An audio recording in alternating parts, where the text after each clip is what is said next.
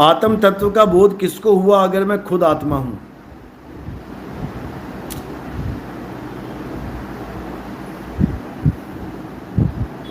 हाँ, भीम कुमार प्रमाणिक, आत्म तत्व का बोध किसको हुआ अगर मैं खुद आत्मा हूं?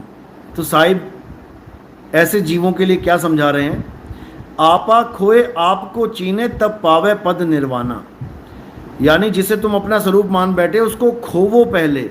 आपा खोए आपको चीने, यानी तुम जिसे अपना स्वरूप मान बैठे हो, यानी तुम अपने आप को भीम समझ बैठे हो। भीम यानी एक लड़का, तुम अपने आप को लड़का समझ बैठे हो। लड़का यानी एक शरीर, तुम अपने आप को शरीर समझ बैठे हो, जबकि तुम हो क्या? आत्मा। अब तुम आत्मा हो लेकिन अपने आप को शरीर मान बैठे हो, तो अब जानना किसको है? अपने ही स्वरूप को जानना है, आत्म स्वरूप को ही जानना है। और कौन जानेगा? तुम खुद जानोगे अपने आप को। अरे अब तो आवाज आ रही है।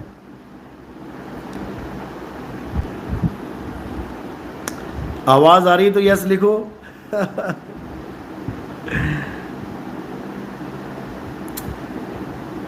गुरुजी खुद को जानने का सबसे आसान तरीका बताइए। सबसे आसान और सबसे कठिन वाला खेल ही नहीं है। सबसे आसान और सबसे कठिन वाला खेल है ही नहीं यहाँ पे। यहाँ पे है जैसे को तैसा वाला खेल। जस वो है तस बूझत नाही। जो आप हो आप बूझ नहीं रहे हो अपने आप को।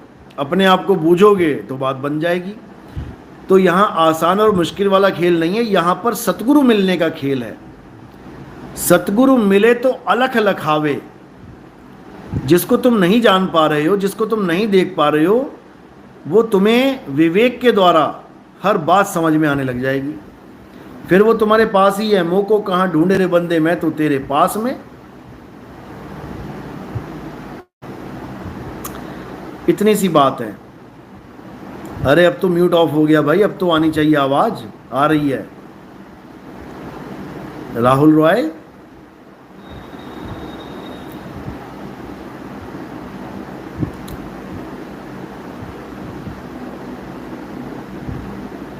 सर्वेश, कहत कबीर अक्षर दो भाख, होगा खसम तो लेगा राख। इस वाणी का रामपाल के चेलों ने, रामपाल जी महाराज ने ऐसा बेड़ा गर्क किया है कि क्या बताया जाए।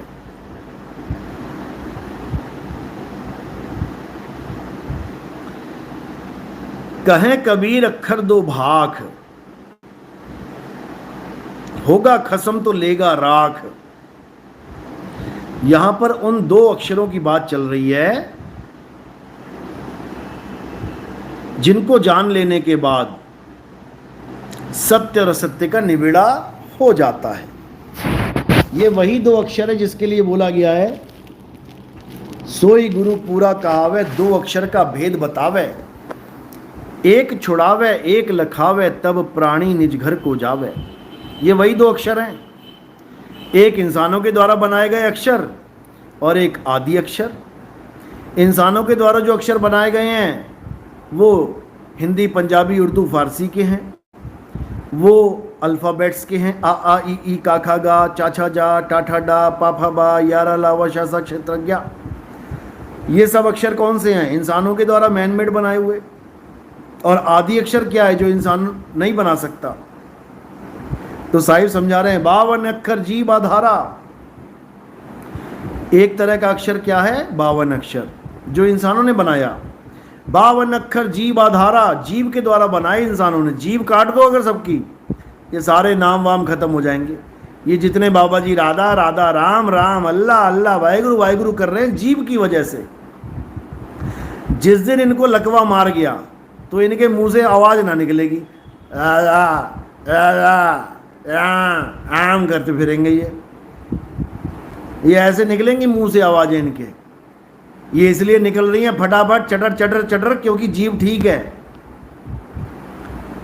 एक लकवा मारा तो काम बिगड़ गया सारा। तो ये सब 52 अक्षरों का खेल है। साहिब समझा रहे हैं, अरे 52 अक्षर जीव आधारा। आदि अक्षर जीभ्या से न्यारा, वाही को सत सिमरण कहिए। वो 52 अक्षरों से न्यारा सत सिमरण है। और ये क्या है? असत्य का सिमरण है, झूठ का सिमरण है, झूठे नामों का सिमरण है। गुरु ग्रंथ साहब में लिखा है, सारे नाम लिख दिए पहले भगवानों के, उसके बाद क्या लिखा? अरे कृत्रिम नाम कथे तेरे जीवा, सत्य नाम तेरा परा पुरबला।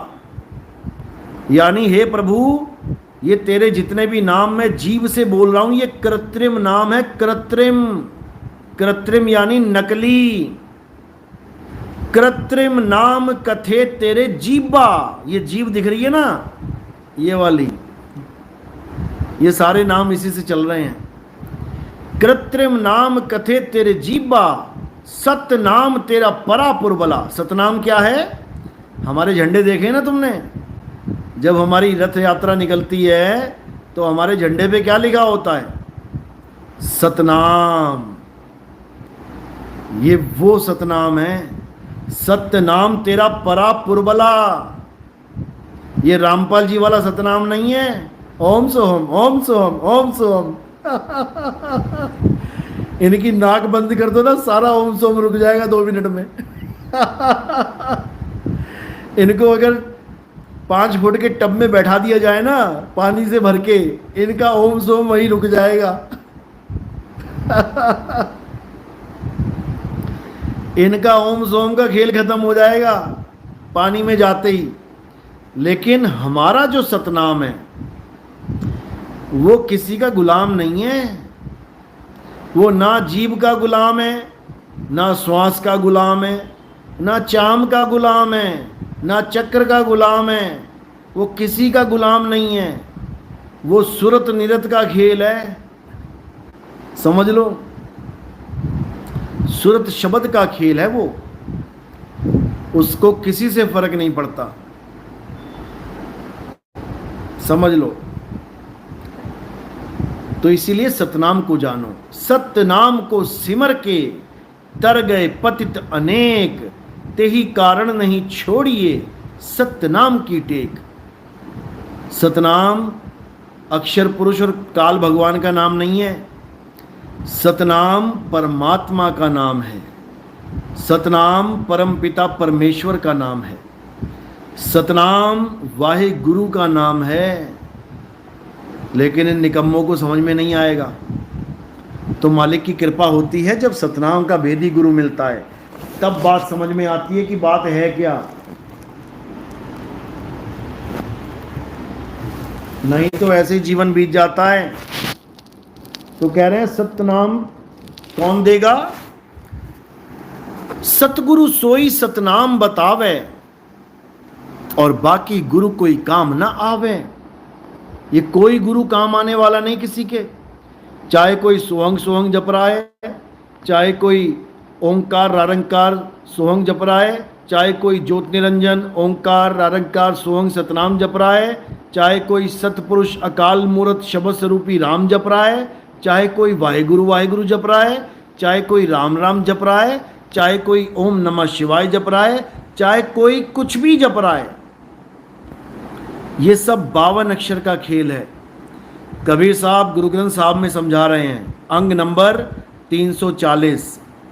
52 अक्षर लोक त्रय, सब कुछ इन्हीं माही, ई आखर खिर जाएंगे, वो आखर इनमें नाही। कह रहे हैं ये आखर खिर जाएंगे, ये 52 अक्षर खिंड जाएंगे सारे, वो आखर इनमें नाही। वो परमात्मा का असली नाम 52 अक्षरों में नहीं है, समझ लो। तो क्या कह रहे हैं? 52 अक्षर जोरे आन, सक्या न अक्षर एक पहचान। यानी जितने भी ज्ञानी बने पड़े हैं ये सारे, ये 52 अक्षरों को जोड़ जोड़ के, तोड़ तोड़ के, घटा के, जोड़ के, बढ़ा के, ये 52 अक्षरी नाम बना बना के ज्ञानी बने पड़े हैं। ये सब 52 अक्षर का खेल है। अब 52 में नहीं उलझना। 52 अक्षर जोरे आन, सक्या न अक्षर एक पहचान। उस एक अक्षर को कोई नहीं जान पा रहा है जो 52 से परे है, उसको जानो। वो क्या है? वो आत्म तत्व है, वो आत्म तत्व है, समझ लो।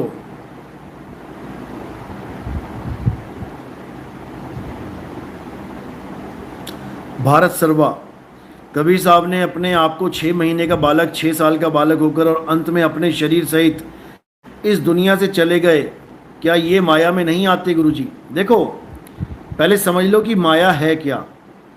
जो दिखे सो माया। और कबीर साहब कभी भी माया का ध्यान करने को, माया का ज्ञान करने को नहीं बोलते।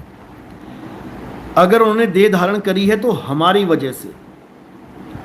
तरवर सरवर संत जन और ये बरसे मेघ परमारथ के कारण इन चाराधारी देह, परमारथ के कारण वो देह धारण करके आए हैं हमें समझाने के लिए। अगर वो देह धारण ना करते तो हमें समझाते कैसे? हम कैसे समझते हैं उनकी बात? कहते ब्रह्म बोले काया के ओले, और काया बिना ब्रह्म क्या बोले। कैसे समझोगे तुम बात? अरे हम अपने माँ बाप भाई बहन की बात नहीं समझ पाते जब वो शरीर छोड़ जाते हैं। हम कहते भी रहे किसने मारा तुझे, बता किसने मारा। वो बताता बताता शरीर छोड़ दे तो उसकी आवाज़ तुम सुनी नहीं पाओगे जब शरीर ही छूट गया। मरा थोड़ी नहीं, वो शरीर छूटा है, लेकिन शरीर छोड़ने के बाद वो अपनी बात नहीं कह सकता। तो हमें ज़रूरत पड़ती है शरीर की।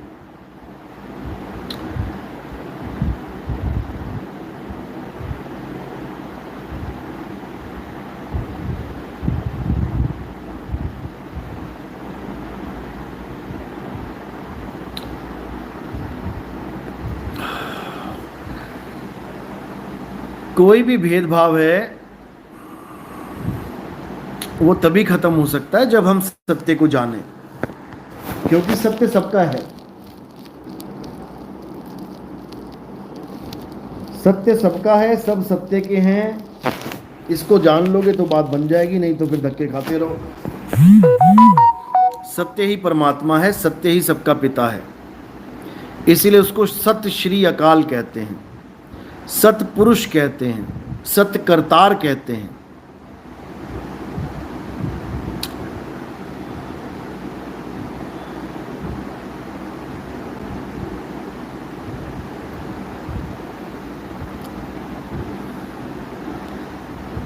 जयंत महन, गुरुजी थोड़ा प्रेम और वैराग एक्सप्लेन कर दो। प्रेम तो इस दुनिया की सबसे बड़ी ताकत है। बिना प्रेम के आप कुछ प्राप्त ही नहीं कर सकते। जिन प्रेम किया तिन ही प्रभ पाया। आप दुनियावी रिश्ता भी बिना प्रेम के नहीं निभा सकते, आप परमात्मा से भी रिश्ता बिना प्रेम के नहीं बना सकते। तो प्रेम तो मूल है, किसी भी रिश्ते को बनाने में प्रेम मूल है। जहाँ प्रेम नहीं वहाँ कोई रिश्ता ही नहीं है, चाहे वो एक आम आदमी का हो, चाहे वो एक परमात्मा से हो। बिना प्रेम के कोई रिश्ता नहीं बन सकता। ऐरी में तो प्रेम दीवानी, मेरा दर्द न जाने कोई। तो प्रेम बहुत ऊंची चीज़ है भाई, प्रेम बहुत ऊंची चीज़ है। प्रेम ऐसा मानो जैसे एक पतंगा आग में जलने के लिए तैयार है, इतना प्रेम करता है आग से। फिर अपने आप को निछावर करना पड़ता है, सरेंडर करना पड़ता है प्रेम में। फिर प्रेमी ही भगवान है, समझ लो। तो प्रेम बड़ी ऊंची अवस्था है। प्रेम को ऐसे हल्के मत ले लेना, बहुत बड़ी बात है प्रेम। आजकल भूल जाओगी किसी को किसी से प्रेम है। इसके ऊपर करेंगे कभी डिटेल में सत्संग।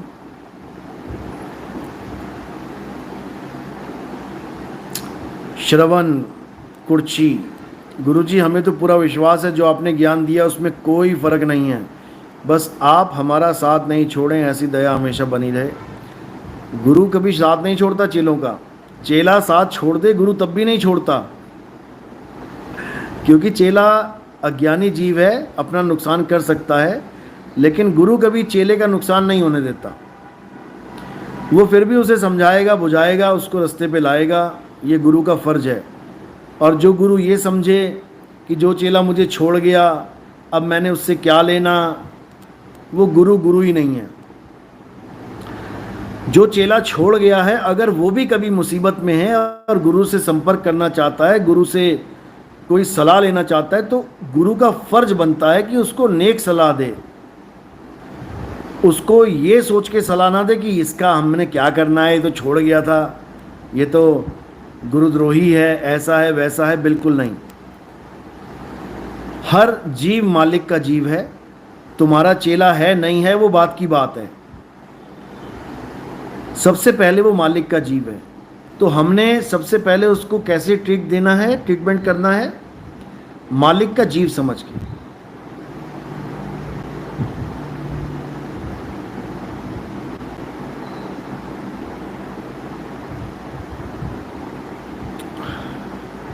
मोहन यादव, आजकल तो गुरुजी फायदे में लगे हुए हैं सारे। देखो, फायदा किसको अच्छा नहीं लगता, पहले ये समझ लो। फायदा सबको अच्छा लगता है,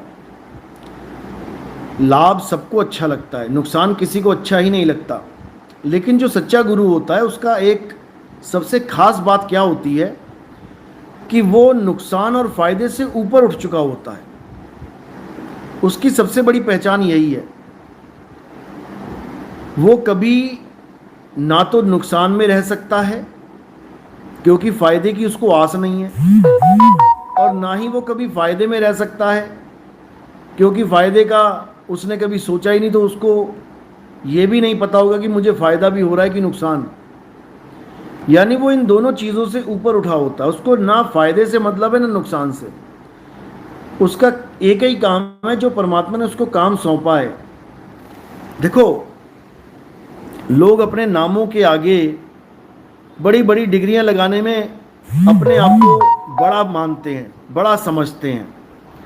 कोई महात्मा है, अपने नाम के आगे लगा के बैठेगा 1008, कोई लगाएगा श्री 1008, कोई लगाएगा श्री श्री 1008। बताओ, ये इसी में खुश हैं, ये महाराज बनने में खुश हैं। कोई लगाएगा अपने नाम के आगे आचार्य, कोई अपने नाम के आगे लगाएगा महंत, कोई लगाएगा सतगुरु। चलो, चेला लगा दे समझ में आता है। चेला भाव में आके बाप भी कह सकता है, मेरा बाप मेरा गुरु कह सकता है, मेरा सतगुरु कह सकता है। लेकिन अपने आप अपने नाम के आगे कुछ लगाता है अगर कोई, तो अभी उसको पता ही नहीं है कि दास का मतलब क्या होता है।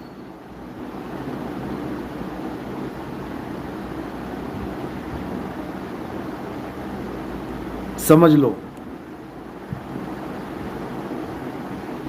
जयंत महंत, हुजूर 1008।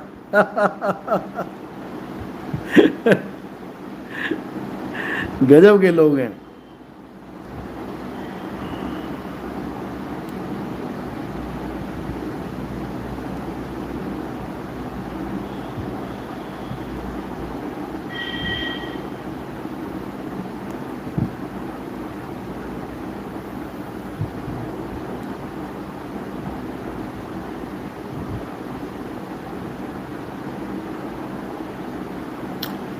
शुभम वर्मा, संत निरंकारी मिशन से बढ़कर और कोई धर्म ग्रंथ ही श्रेष्ठ नहीं रह जाता। क्यों मेरा मुंह खुलवाओगे सुबह सुबह?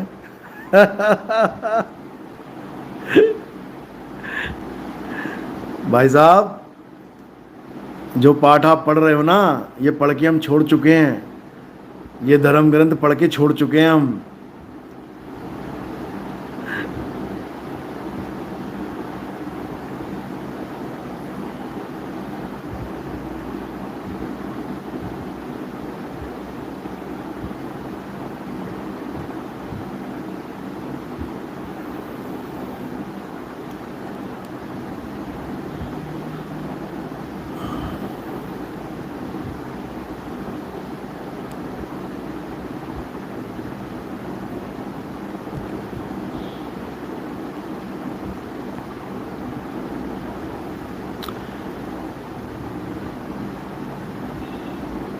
हाँ, तो मैं बता रहा था कि